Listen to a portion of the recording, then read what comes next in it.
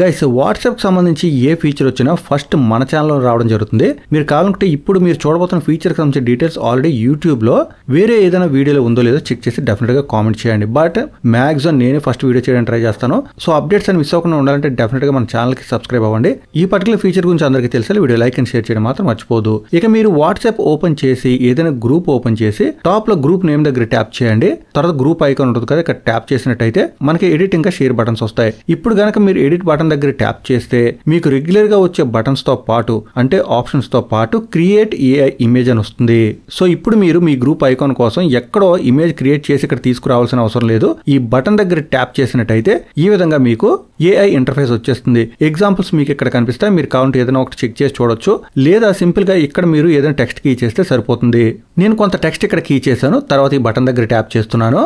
మనకి few seconds time అయితే తీసుకుంటుంది. మీరు ఎంటర్ చేసిన టెక్స్ట్ ని బట్టి ఆ టైం అనేది డిపెండ్ అయ్యే అవకాశం ఉంటుంది. తర్వాత మీకు ఇక్కడ ఒక ఇమేజ్ వస్తుంది, అలాగే మరికొన్ని ఇమేజెస్ కూడా ఇక్కడ కనిపిస్తాయి. చూసారు కదా, కొన్ని ఎగ్జాంపుల్స్ వచ్చాయి. మీరు కావాలంటే మరొకసారి బటన్ దగ్గర ట్యాప్ చేస్తే మరికొంత ప్రాసెసింగ్ అయితే జరుగుతుంది. ఆ తర్వాత మరికొన్ని ఇమేజెస్ కూడా వచ్చే అవకాశం ఉంది.